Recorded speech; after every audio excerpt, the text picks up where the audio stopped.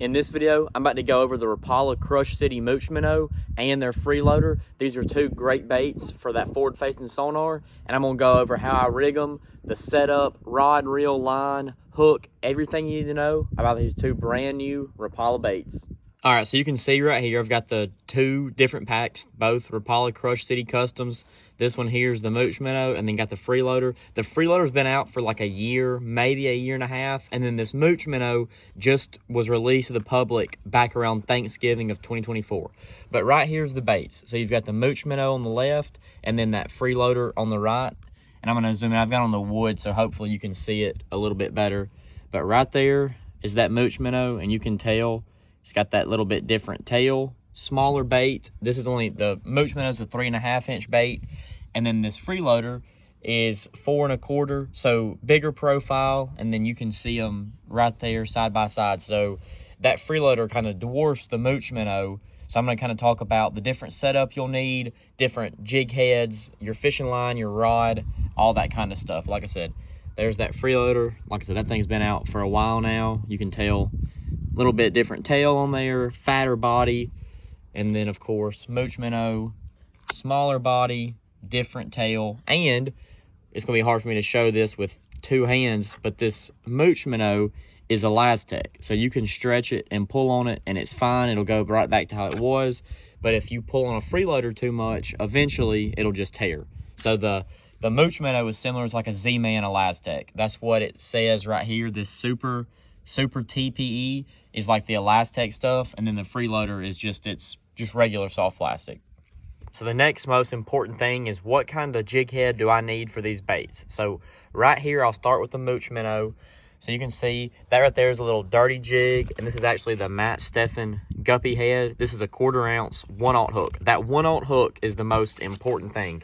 You can see it's got that little bitty hook, and then even compared to this other jig head, you can see the head's the same size, but that hook is a lot smaller because this is just a 3.5 inch bait. So you don't want a hook that's going to overpower it. So that is the jig head that I'm using for the Mooch Minnow. And you can use whatever side, 3/16, 1/4, 3/8, whatever you want to use. I've just got a 1/4. That's what I'm using right now. And then for that Freeloader, this is that Owner Range Roller head. I've got a 3/16, and you can kind of tell a little bit different style.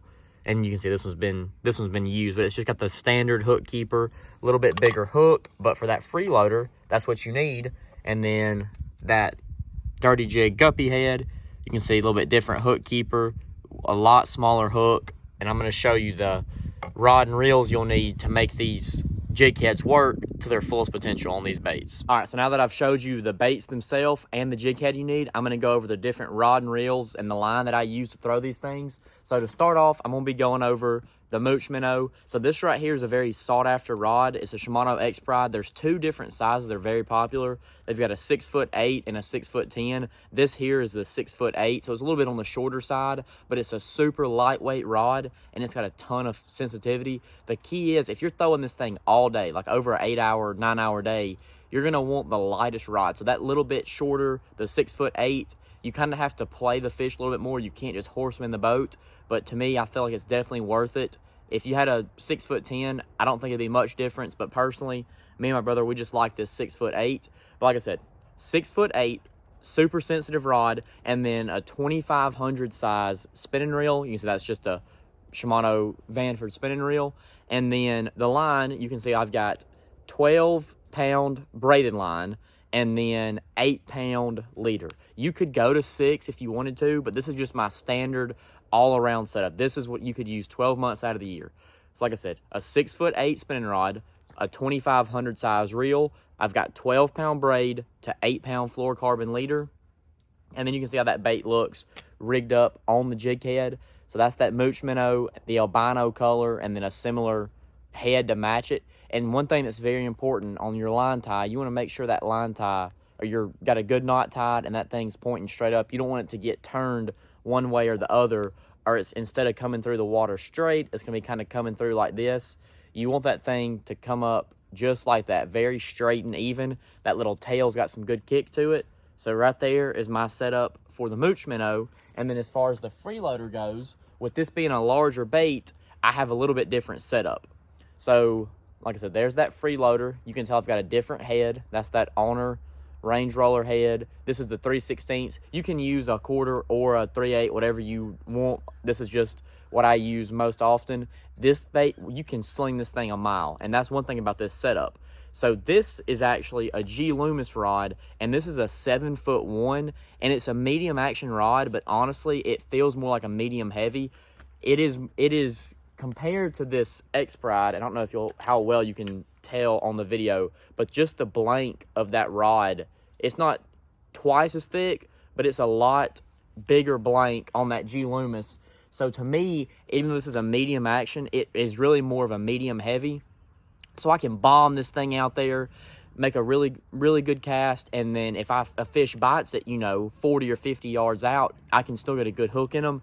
And with throwing this bigger bait, you're going to hook bigger fish. Not to say you can't catch a big on that Mooch Minnow, but I just like that little bit stiffer rod, a little bit bigger rod for that freeloader.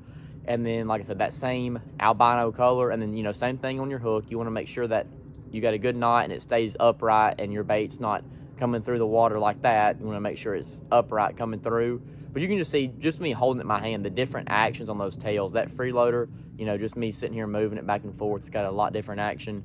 But those are the two keys. So a 7-foot medium action, the same reel, same braid, 12-pound braid, 8-pound fluorocarbon. So my fishing line, my reel is the same, 12-pound braid to 8-pound fluoro. But the only difference is, for that Mooch Minnow, I'm using a lot more sensitive rod that's very lightweight, so I can really feel those finicky bites. And with a super light rod, you can do this all day long. Now, not to say that this rod's going to wear you out, but it is a little bit heavier rod. And if you're fishing all day, like if I go one day throwing this one and the next day I've got this one, it's like having a bat weight. If you're play baseball, like this right here, this rod is so light, it makes fishing like this all day very easy. And then this one here is where I throw that bigger bait on. Now, not to say that you couldn't go out and just buy a 7-foot medium action spinning rod and throw both of these baits. You 100% can. But if you're wanting to get a true difference for these two different baits and have different setups for each lure, that's what I'm running. That 7'1" medium for the freeloader, and then, like I said, that 6'8" for the Mooch Minnow. But like I said, those are my two setups. These are awesome baits. I've already caught fish on them in 2025. I expect to catch a whole lot more. I'm excited to have this in tournaments now. I didn't have it last year. But like I said, that's what I got right there for my two setups. Everything you see in this video, you can get at Mackenzie's Bait and Tackle in Temple, Georgia. I'm going to put their information in my description. But yeah, that's pretty much it. That's my setup. If you got any questions or comments, leave them down below. Make sure you subscribe, and I'll see you on my next video.